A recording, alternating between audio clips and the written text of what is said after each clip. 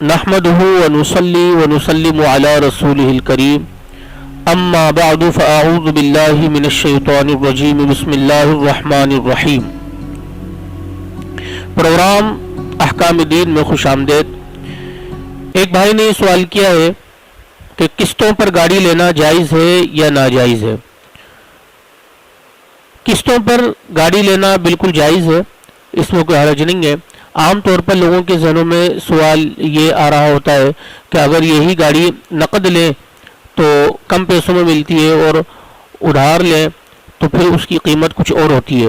مثلا اگر نقد لیتے ہیں، موٹر سائیکل ہے اور نقد لے رہے ہیں تو کیش پیمنٹ کر رہے ہیں تو اسی صورت میں وہ 50,000 کی ہے، اور اگر اس کو قسطوں پر لے رہے ہیں تو وہی 65,000 یا 70,000 کی پڑتی ہے اور ماہانہ قسطیں باندھ لی جاتی ہیں۔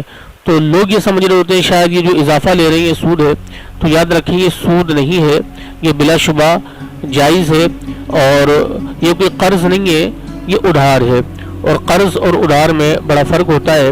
یہ ادھار کی صورت ہے، قرض کی نہیں ہے، لہٰذا اس کے اوپر اضافہ لے کر یا نفع رکھ کے اور زیادتی کے ساتھ اس کو بیچنا بالکل جائز ہے قسطوں کی صورت میں۔ ناجائز کی ایک صورت اس میں نکلتی ہے کہ عام طور پر کمپنیاں کیا کرتی ہیں کہ قسطوں پر جب کوئی گاڑی دیتی ہے تو اس میں یہ شرط لگا دیتے ہیں کہ ہر مہینے آپ نے 5 تاریخ تک مثال کے طور پر آپ نے اس کی قسط جمع کرانی ہے۔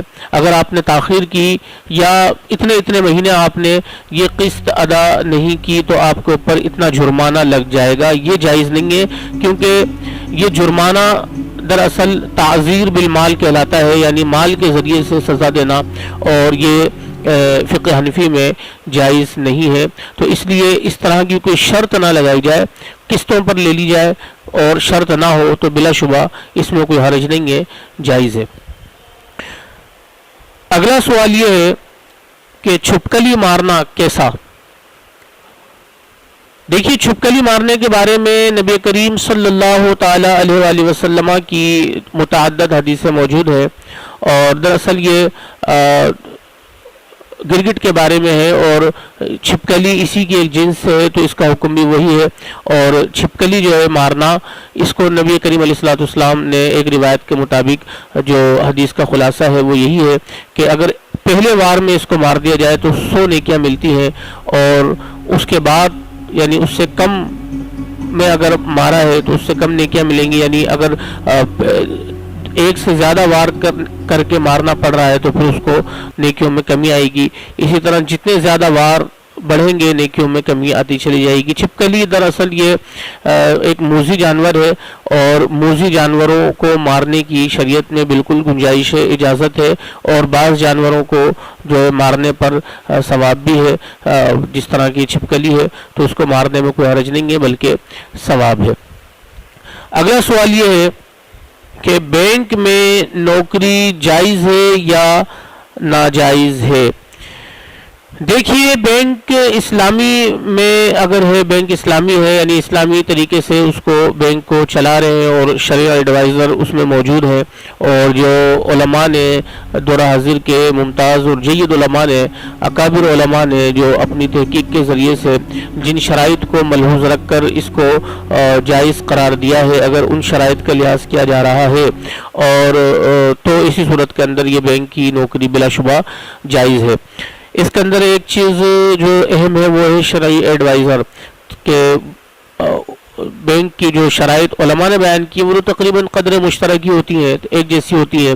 اصل مسئلہ آتا ہے شرعی ایڈوائزر کی طرف سے کہ وہ بعض اوقات بڑی گڑبڑ کرتے ہیں اور اپنے ذاتی منفعت اور مفاد کے خاطر کچھ اس کے اندر شرائط کو مد نظر نہیں رکھتے، جس کی وجہ سے پھر شرعی قباحتیں پیدا ہوتی ہیں۔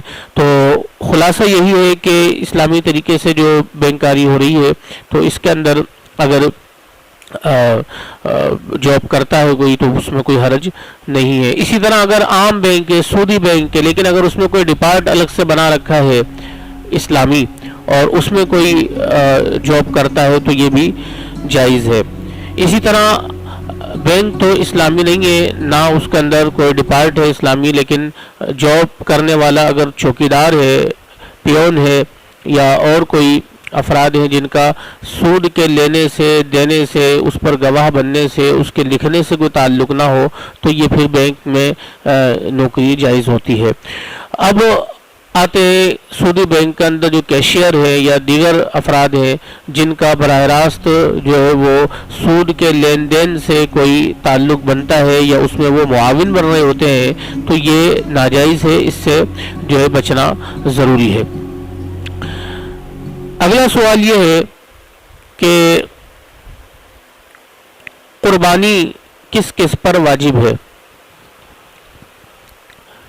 دیکھیے، قربانی واجب ہے، سنت یہ وہ سنت ہے جو واجب بھی ہے، یعنی اس کے اندر تاکید زیادہ ہے، اور اس کے وجوب پر دلائل نبی کریم علیہ الصلوۃ والسلام نے قائم فرمائے ہیں، اور حدیث پاک میں واضح طور پر ارشاد فرما دیا کہ جو صاحب استطاعت ہو اور حیثیت اور وسعت کے باوجود اگر وہ قربانی نہیں کرتا تو وہ ہماری عیدگاہ کے قریب بھی نہ آئے۔ اب آپ دیکھیں، اگر یہ قربانی کرنا مستحب ہوتی یا سنت ہوتی، جس طرح عصر سے پہلے کی 4 سنتیں ہیں جو ہم پڑھیں تو ثواب ہے، نہ پڑھیں تو گناہ نہیں ہے، اگر اسی طرح کی یہ سنت ہے قربانی، تو نبی کریم علیہ الصلوۃ والسلام اس پر وعید ارشاد نہ فرماتے اور ناراضگی کا اظہار نہ فرماتے کہ ہماری عیدگاہ کے قریب بھی نہیں آنا۔ تو ان پس منظر میں اگر آپ دیکھتے ہیں تو بالکل قربانی واجب ہے، اور صاحب استطاعت ہونے کے باوجود اگر نہیں کرے گا گناہ گار ہوگا۔ قربانی کا وجوب کس پر ہے؟ یعنی قربانی واجب تو ہے، لیکن اس کا نصاب کیا ہے، مال کی مقدار کیا ہے، کتنی مقدار میں مال ہو تو قربانی واجب ہوگی، اور اس کی کیا شرائط ہے؟ تو اس کو آپ اچھی طرح ذہن میں بٹھا لیں کہ ایک شرط تو ہے مسلمان ہونا، ظاہر غیر مسلم پر قربانی واجب نہیں ہے۔ عاقل ہونا، اور جس کی عقل زائل ہو چکی ہو یا جو پاگل ہو اس پر قربانی واجب نہیں ہوتی۔ بالغ ہونا، مسلمان بھی ہے، عاقل بھی ہے، لیکن نابالغ ہے تو قربانی واجب نہیں ہوگی۔ بالغ ہو، بلوغت کی جو عمر ہے وہ 12 سے لے کر کے 15 سال کے درمیان کی عمر ہے، اگر اس دوران آثار بلوغ پائے جائے تو بچہ بالغ ہو جاتا ہے، اور اگر آثار بلوغ نہ پائے جائے تو جس دن اسلامی مہینوں کے اعتبار سے، تاریخوں کے اعتبار سے 15 سال کا پورا ہوگا بچہ، اس دن وہ بالغ ہو جائے گا، اور اس پر وہ قربانی کے جو وجوب کی جو شرائط ہیں اس پر پورا اترے گا۔ تو بالغ ہونا، اسی طرح مقیم ہونا، یعنی کہ مسافر نہ ہو۔ اگر وہ مسافر ہے اور 92 کلومیٹر کی مسافت طے کرنے کی غرض سے اپنے شہر کو چھوڑ چکا ہے، ان 3 دنوں میں، یعنی کہ ذوالحجۃ الحرام، 10 ذوالحجۃ الحرام، 11 اور 12، یعنی 10 ذوالحجۃ الحرام کی صبح صادق سے لے کر کے 12 ذوالحجۃ الحرام کی غروب آفتاب تک ان شرائط کا پورا ہونا ضروری ہے کہ مسلمان بھی ہو، عاقل بھی ہو، بالغ بھی ہو، مقیم ہو۔ اگر یہ پچھلی تمام شرائط ہیں لیکن وہ مقیم نہیں ہے، مسافر ہے، اور وہ حالت سفر میں ہی یہ 3 دن اس کے گزر گئے ہیں، تو پھر ایسی صورت میں بھی اس پر قربانی واجب نہیں ہوگی۔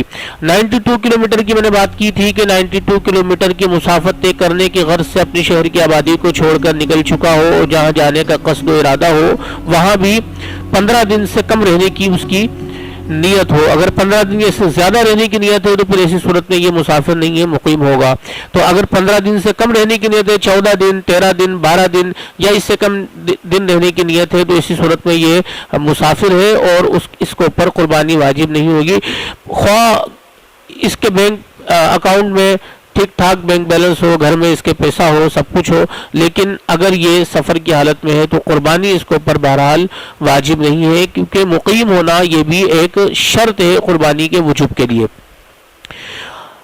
اگلی شرط ہے صاحب نصاب ہونا، یعنی کہ مال کی مقدار کا اتنا ہونا جتنا شریعت کو مطلوب ہے قربانی کے وجوب کے لیے۔ اب وہ کتنی مقدار ہے؟ وہ ہے تقریباً 52.5 تولہ چاندی یا اس کی رقم، یا اتنی رقم کا سامان حاجت اصلیہ سے زائد ہو، ضروریات زندگی سے زائد ہو، ایکسٹرا رکھا ہو۔ مثلا گھر میں فریج رکھے ہیں، ایک استعمال ہو رہا ہے، ایک اے سی بند پڑا ہے، کسی طرح بھی استعمال میں وہ نہیں آ رہا، نہ اس کی ضرورت ہے. اسی طرح اور دیگر گاڑی ہے، ایک کام کی ہے، ایک ایسی کھڑی ہے کسی استعمال میں نہیں آتی. موبائل فون ہے، ایک استعمال میں آ رہا ہے اور بقیہ جو رکھے ہیں وہ استعمال میں نہیں ہے. اور ان سب کی جب مالیت کا اندازہ لگاتے ہیں تو وہ 52.5 تولہ چاندی کے برابر بنتی ہے. اب 52.5 تولہ چاندی کی رقم کتنی ہے یہ آپ سنار سے معلوم کریں گے تو آپ کو بتا دیں گے، کیونکہ یہ کم زیادہ ہوتے رہتے ہیں. تو اس کی رقم آپ معلوم کر کے اس کا اندازہ لگا لیں. اگر اس کے برابر آپ کے پاس مال ہے ضروریات زندگی سے زائد، تو پھر ایسی صورت میں بھی وہ قربانی واجب ہو جائے گی، جبکہ یہ مال 52.5 تولہ چاندی کی مقدار کے برابر ہو. اسی طرح اس مال پر سال گزرنا ضروری نہیں ہوتا، جس طرح زکوٰۃ پر سال گزرنا ضروری ہوتا ہے. بلکہ اگر اتنا مال ان 3 دنوں میں بھی آ جاتا ہے، 10 ذوالحجۃ الحرام سے لے کر 12 ذوالحجۃ الحرام کے غروب آفتاب تک، اس ٹائمنگ کے درمیان یا ان ایام کے درمیان جب بھی اتنا مال آ جائے گا، قربانی اس کو پر واجب. قرض سے فارغ ہو، یہ بھی ایک شرط ہے. اس کا مطلب یہ ہے کہ نصاب کی مقدار بنتی ہے مثال کے طور پر 80,000 اور مال جو ہے قرض اس کے اوپر 40,000 کا ہے. اب 40,000 جب 80,000 سے مائنس کرتا ہے تو بچتے ہیں 40,000 جو کہ نصاب کے برابر نہیں ہے، تو اس کے اوپر قربانی واجب نہیں ہوگی. اسی طرح کسی کو سیلری ملتی ہے عید کے ان 3 دنوں کے اندر، اس کی سیلری ہے 90,000 یا 1 لاکھ یا 1,20,000 اور اس کا ماہانہ خرچہ ہی تقریباً 80,000 ہے.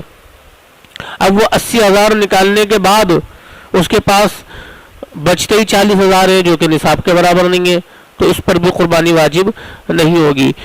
زکوٰۃ اور قربانی کے نصاب میں بنیادی فرق یہی ہے کہ زکوٰۃ کے اندر پورا سال گزرنا ضروری ہے اور اس کے اندر مال نامی ہونا ضروری ہے، یعنی مال تجارت، یعنی جس کو خریدتے وقت ہی بیچنے کی نیت ہو تو یہ مال تجارت کہلاتا ہے. ایسا مال ہو تو ہی اس کو پر قربانی زکوٰۃ واجب ہوتی ہے، قربانی واجب نہیں ہوتی.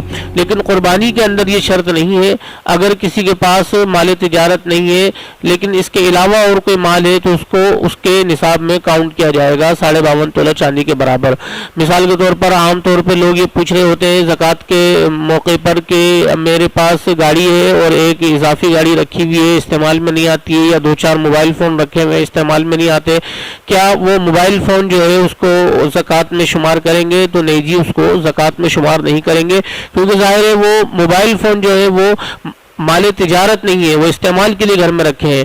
لیکن اگر آپ قربانی کے نصاب کے اعتبار سے آپ اس کو دیکھتے ہیں تو یہ نصاب میں شامل ہوگا، کیونکہ یہ اضافی مال ہے، ضروریات سے زائد مال ہے اور اس کی مالیت کو قربانی کے نصاب میں شامل کیا جاتا ہے. تو اس اعتبار سے قربانی کے نصاب میں اور یہ زکوٰۃ کے نصاب میں یہ فرق ہوتا ہے. اگلا سوال یہ ہے کہ تہجد کا وقت کب شروع ہوتا ہے؟ دیکھیں، تہجد کا وقت شروع ہوتا ہے عشاء کے فرض پڑھنے کے بعد آپ سو جائیں، چاہے وہ چند لمحوں کے لیے آپ کو نیند آئی ہو، آپ کے لیے تہجد کا وقت شروع ہو جائے گا. اس کے لیے باقاعدہ لمبی نیند لینا ضروری نہیں ہے یا چند گھنٹوں کے لیے سونا ضروری نہیں ہوتا. چند لمحوں کے لیے بھی اگر آپ نے نیند کر لی ہے تو آپ تہجد بہرحال ادا کر سکتے ہیں. اب رہ جاتا ہے یہ سوال کہ اس کا افضل ترین وقت کون سا ہے، تو ظاہر ہے وہ رات کا آخری پہر ہے کہ اس میں مشقت بھی زیادہ ہے.